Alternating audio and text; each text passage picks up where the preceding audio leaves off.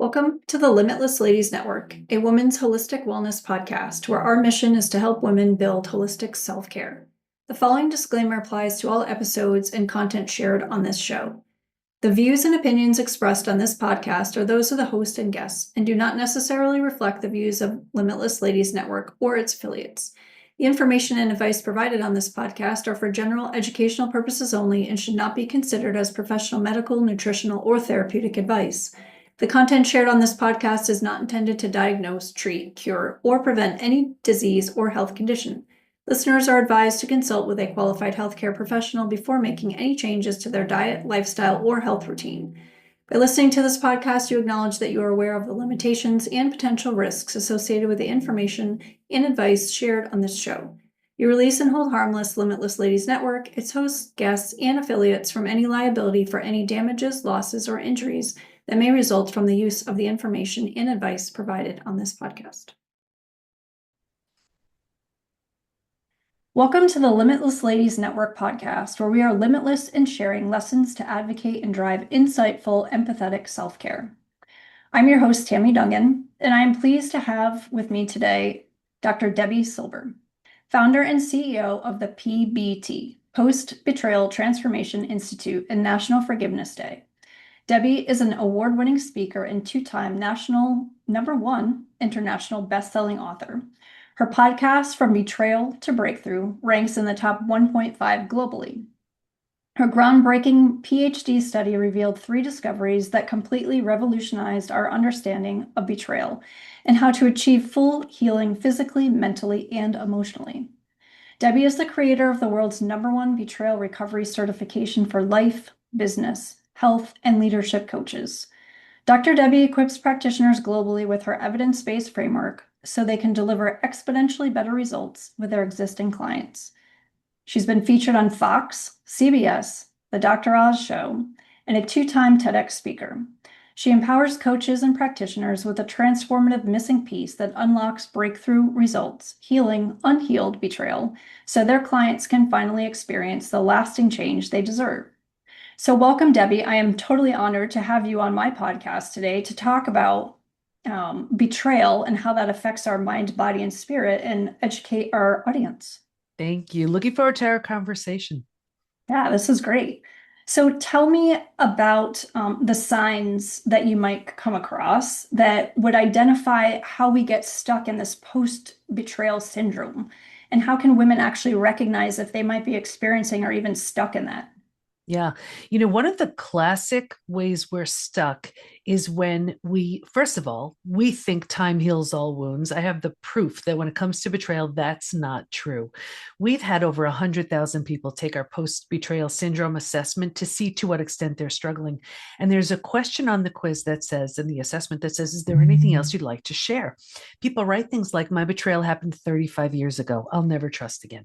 Wow. My betrayal happened 40 years ago. I can feel the heat. My betrayal happened 15 years ago. Feels like it happened yesterday. So we know we cannot count on time. We can't even count on a new relationship to heal it. Healing needs to be deliberate and intentional. But when someone is stuck, a classic way I train all of my practitioners is when someone says, I'm fine. And here's what's so interesting.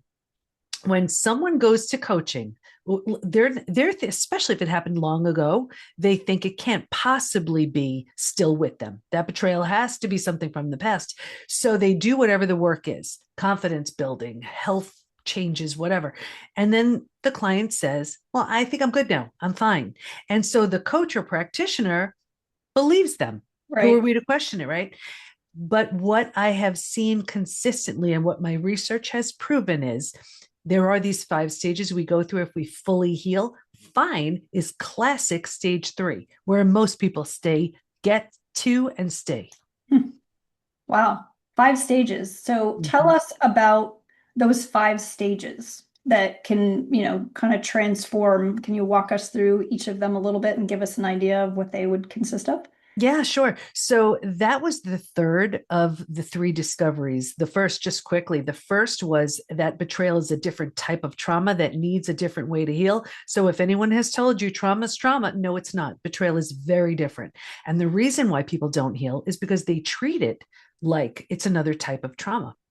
Fails every single time. We have so many people who have come in over the past couple of years into the PBT Institute with therapy trauma, the most well meaning therapists. But if they're not highly skilled in betrayal, they stay stuck for years, decades, could be a lifetime. The second discovery was that there's this collection of symptoms, physical, mental, and emotional, so common to betrayal. It's known as post betrayal syndrome. I could share those stats with you. And then the third, that was the 5 stages. And for me, that was the most exciting of the discoveries. And what we also learned was we know what happens physically, mentally, and emotionally at every stage. And we know what it takes to move from one stage to the next. Healing is entirely predictable. So, Wow. So yeah. tell us a little bit about what the phase of healing on that journey might look like. Do you want me to go through all the 5 stages? Yeah, that would be great. Okay, I can definitely do that. Okay, ready? Here we go. This is Yes, like the most boiled down version, but let's do it. stage 1 is actually before it happens. And if you can imagine 4 legs of a table, the 4 legs being physical, mental, emotional, and spiritual, what I saw with everybody, me too, was this heavy lean on the physical and mental thinking and doing. We're so good at that.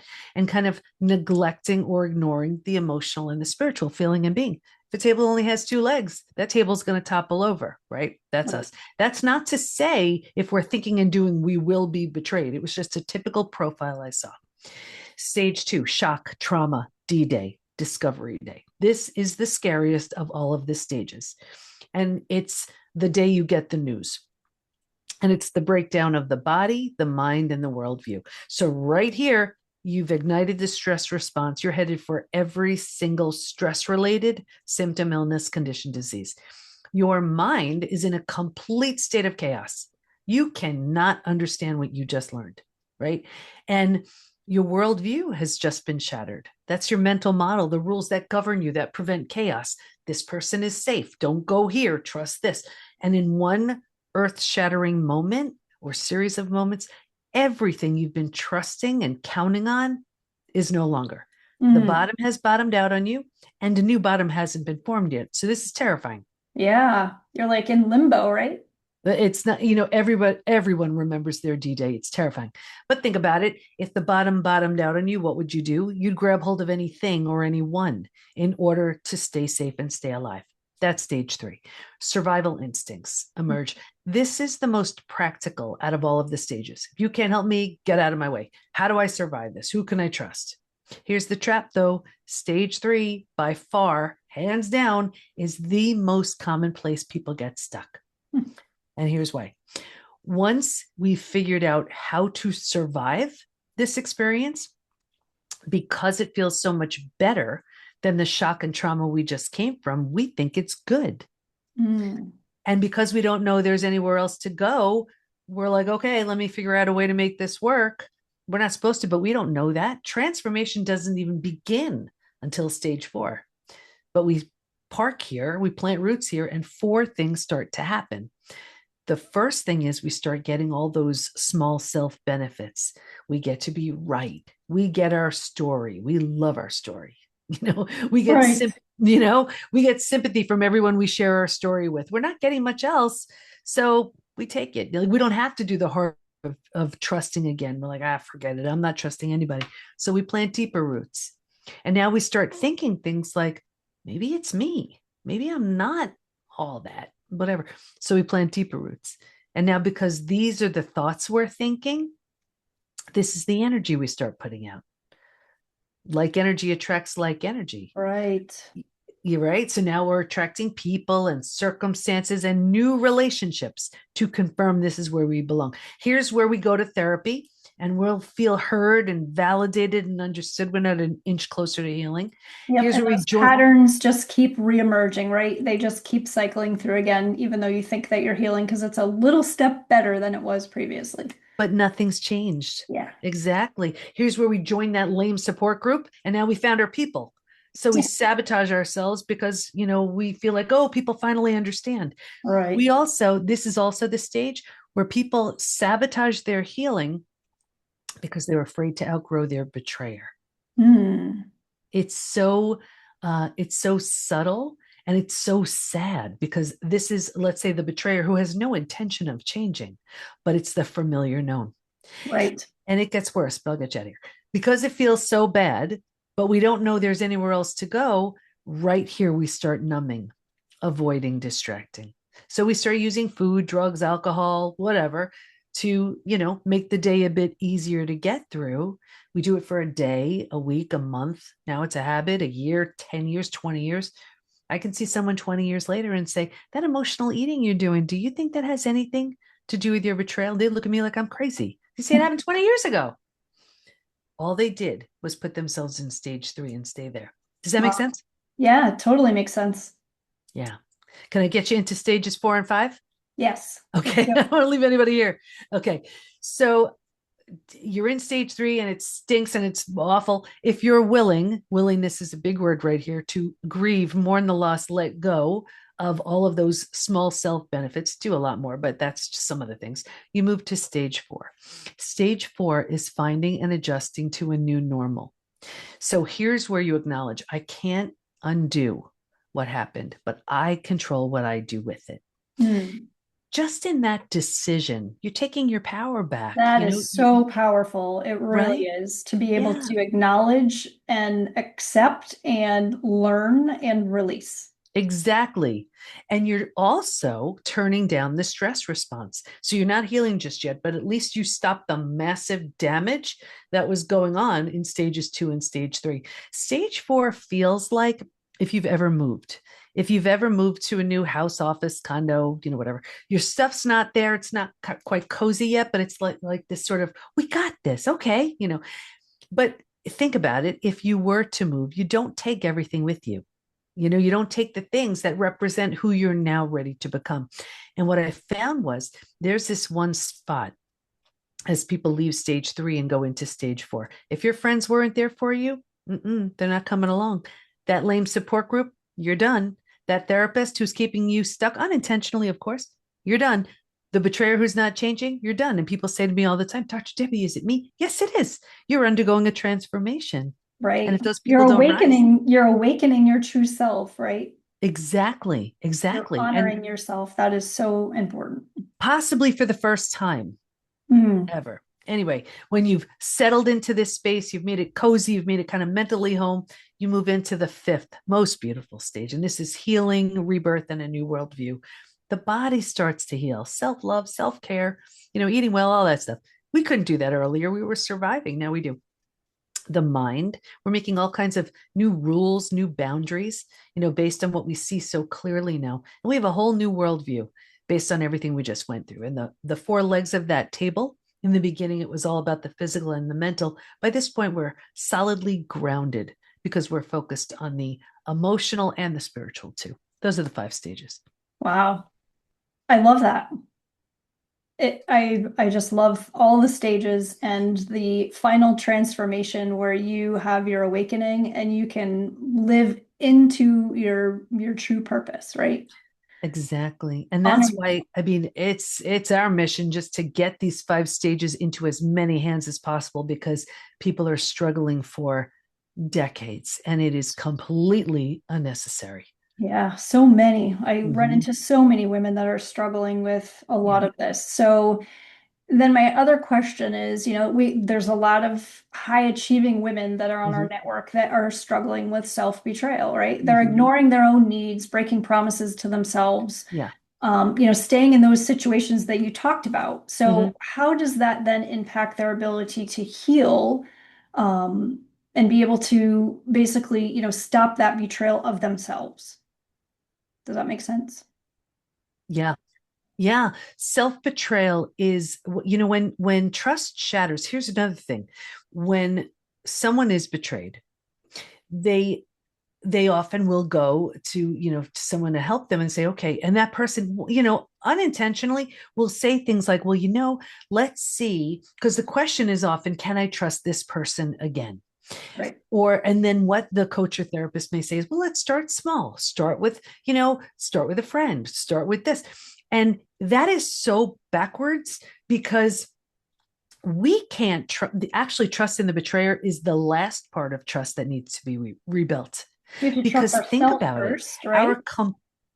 well, that's it. That's been totally shattered. And we need to build trust in ourselves and in our perception of reality. Think about it. The way we build trust is, and the way we decide someone is trustworthy, we sort of go through this thing where it's like, when we've accumulated the information we need, we decide we can trust this person. So when that person shatters that trust, it's not just a scary situation that happens. We look at ourselves like, my method of assessing trust is fundamentally flawed. Right. Because That's you go through your own terrifying, checklist because of things, right? And you're like, okay, this person meets this box, this box, this box, but oh yeah, at the end, nope, you thought they checked all the boxes, but in the end, they still betrayed you. so we look at it saying, my method of determining if someone is trustworthy or not is broken. It's not like when something like a trauma on the outside happens, death of a loved one or disease or a natural disaster. We never like put complete faith and trust in that situation. Like if we get hit by a car, we didn't trust the drunk driver, right? If a fire happens, we reason that something, that things can happen, but that's external. With the shattering of self-trust, that's internal. So it takes a tremendous amount to rebuild. And that's why people ask me, can trust be repaired? I say no. Can it be rebuilt? Yeah, it's a big job. And part of that rebuilding of self-trust is one of the most important pieces that need to get rebuilt, because we need to trust in our perception of reality. Like, how do we even know someone is trustworthy if we don't trust our own method of determining trustworthiness? You see? Oh yeah, absolutely. Mm-hmm. Not trusting yourself, because then that leads into all the negative self-talk. And like you said, it's not an external, it's an internal, and you have to live with Mm-hmm. yourself every day. So then you're mentally beating yourself up that, you trusted this person, and how could you possibly do that? You went through the checklist, right? So you just have to reset, right? It all has to be rebuilt, all of it. And it has to be Yeah. rebuilt right. And it does Mhm. not start with, do I trust this betrayer? Do I trust this outside person? That self-trust, that the trust in our own perception, like all of it, that all has to be rebuilt. Our intuition, think about it. How often do we turn that down? Right. Just Our to, gut feeling, our the hairs on the Mhm. back of your neck, like all these things mean Yeah. something. And most times I think we will ignore those because we've gone through the checklist, right? Mm-hmm. And Mm-hmm. I have had that experience happen to me Mm-hmm. before, where I was like, yeah, this outside, this person seems like they're a good person, but yet my gut was like in knots. I'm like, well, why is my gut in knots? And then Yeah. you find out, you're like, yep, listen to your intuition. And here's what's important to realize too. There's so much, usually people get so angry. How did I not see? How did I not know? And they get so down on themselves. They were respecting the rules of that relationship and assuming that the person in it was doing the same thing. Right. And also, when you're in a relationship, to whatever extent, a coworker, a friend, a partner, you're not scanning for lies and deception. You're in it. It's not a normal way or a healthy way to be Right. in a relationship. So we only see these things so clearly in retrospect. Of course. Yeah. Right. Yeah. So, what would you say to a woman who feels like she's just too broken to heal, or she believes that the betrayal has permanently changed her whole being? Yeah. How does she reclaim her sense of self so she can move forward and actually have a limitless future? Mm-hmm. Yeah, well, we're never broken, we're bent. And I like that. betrayal is one of the most painful of the human experiences, because this was the person we ran to when other people were causing the harm, and this has become the person who causes the harm, our safe person, our ride or die, right? So there is a tremendous amount of cleanup that needs to happen, but there are 5 stages anyone can move through. It's not for some, it's not based on gender or privilege, it's anybody. But where that person who's saying that, they're coming from a stage 2 place. Understandable. Mm. That's what happens after betrayal. And they have to regulate their nervous system again. They have to go through the it's a full-on reckoning, and they have to get to that point of safety where they can breathe again and build this functional and build a functional life. But you don't want to get stuck there, because then you keep out the bad ones, but you're keeping out the good ones too. So it's, how do you safely rebuild all those aspects of trust that were shattered? How do you reconcile with something so gigantic? How do you use it as a launch pad to become the highest and best, strongest, wisest version of you? That's what happens when you move through the stages. That's beautiful. I love that you've done so much research and able to identify clearly a process that will really help so many women, because I feel as though we have had lots of betrayal. I mean, again, doesn't necessarily have to be men or women or kids, right? We've all, I think, experienced it. And as you said, most of us will get stuck at some point in our life, and it can be with us for decades, unfortunately. So this was great. Do you have any last minute advice that you'd like to share? The one thing that is just waiting to come out, and I may as well share it, is if you have to say this a million times, it's worth it. Even though it happened to you, it's not about you. It's not. This was the other person's lack or scarcity or unhealed trauma or whatever. It is not an excuse, but it's not about you. It's not. Yeah, thank you for saying that, because we often forget, right?